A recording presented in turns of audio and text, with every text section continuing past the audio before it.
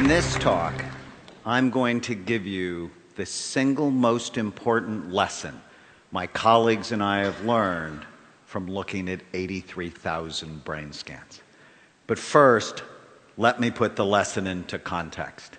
I am in the middle of 7 children. Growing up, my father called me a maverick, which to him was not a good thing. In 1972, the Army called my number, and I was trained as an infantry medic, where my love of medicine was born. But since I truly hated the idea of being shot at or sleeping in the mud, I got myself retrained as an X-ray technician and developed a passion for medical imaging. As our professors used to say, how do you know unless you look? In 1979, when I was a second-year medical student, someone in my family became seriously suicidal, and I took her to see a wonderful psychiatrist. Over time, I realized that if he helped her, which he did, it would not only save her life, but it would also help her children and even her future grandchildren, as they would be shaped by someone who is happier and more stable. I fell in love with psychiatry because I realized it had the potential to change generations of people. In 1991, I went to my first lecture on brain SPECT imaging. SPECT is a nuclear medicine study that looks at blood flow and activity. It looks at how your brain works. SPECT was presented as a tool to help psychiatrists get more information to help their patients. In that one lecture, my 2 professional loves, medical imaging and psychiatry, came together and quite honestly revolutionized my life.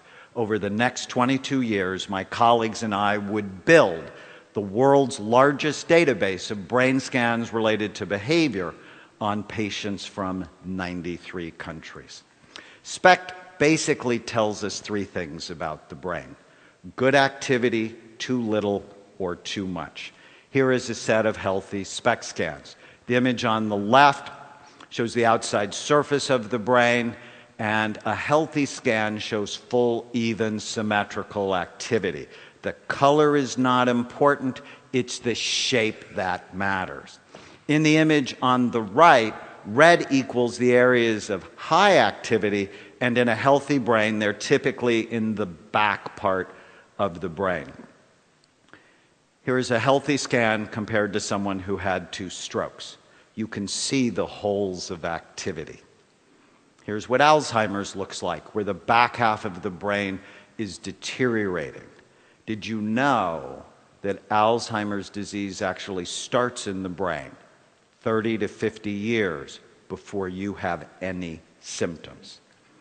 Here's a scan of traumatic brain injury. Your brain is soft and your skull is really hard.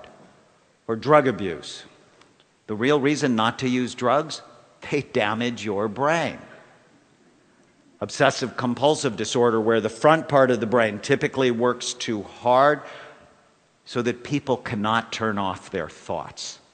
And epilepsy, where we frequently see areas of increased activity.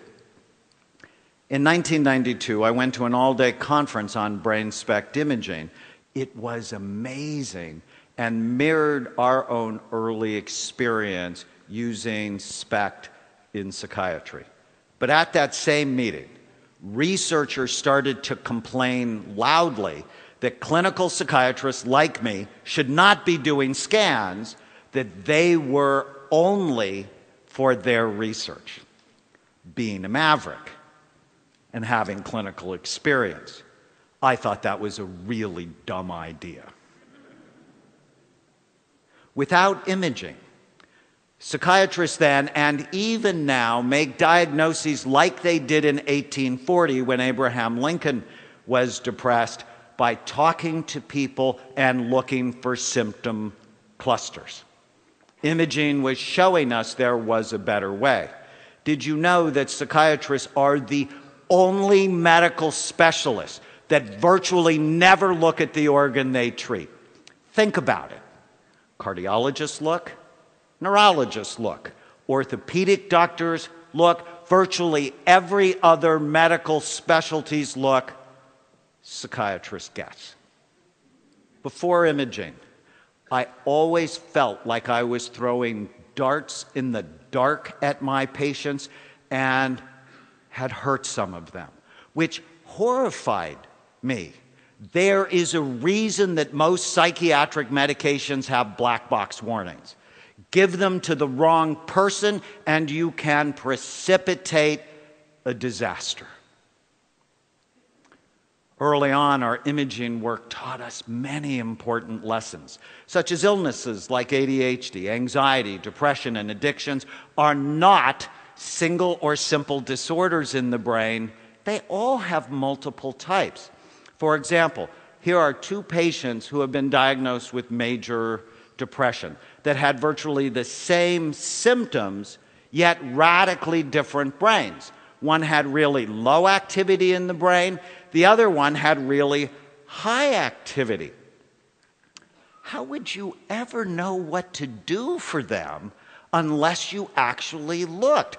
Treatment needs to be tailored to individual brains, not clusters of symptoms. Our imaging work also taught us that mild traumatic brain injury was a major cause of psychiatric illness that ruined people's lives, and virtually no one knew about it because they would see psychiatrists for things like temper problems, anxiety, depression, and insomnia, and they would never look, so they would never know. Here's a scan of a 15-year-old boy who fell down a flight of stairs at the age of 3. And even though he was unconscious for only a few minutes, there was nothing mild about the enduring effect that injury had on this boy's life. When I met him at the age of 15, he had just been kicked out of his 3rd residential treatment program for violence. He needed a brain rehabilitation program, not just more medication thrown at him in the dark or behavior therapy, which, if you think about it, is really cruel. To put him on a behavior therapy program when behavior is really an expression of the problem, it's not the problem. Researchers have found that undiagnosed brain injuries are a major cause of homelessness, drug and alcohol abuse, depression, panic attacks, ADHD, and suicide. We are in for a pending disaster with the hundreds of thousands of soldiers coming back from Iraq and Afghanistan, and virtually no one is looking at the function of their brain. As we continued our work with SPECT, the criticism grew louder, but so did the lessons. Judges and defense attorneys sought our help to understand criminal behavior. To date, we have scanned over 500 convicted felons, including 90 murderers. Our work taught us that people who do bad things often have troubled brains. That was not a surprise. But what did surprise us was that many of these brains could be rehabilitated. So here's a radical idea. What if we evaluated and treated troubled brains rather than simply warehousing them in toxic, stressful environments? In my experience, we could save tremendous amounts of money by making these people more functional, so when they left prison, they could work, support their families, and pay taxes. Dostoevsky once said, "A society should be judged not by how well it treats its outstanding citizens, but by how it treats its criminals." Instead of just crime and punishment, we should be thinking about crime evaluation and treatment.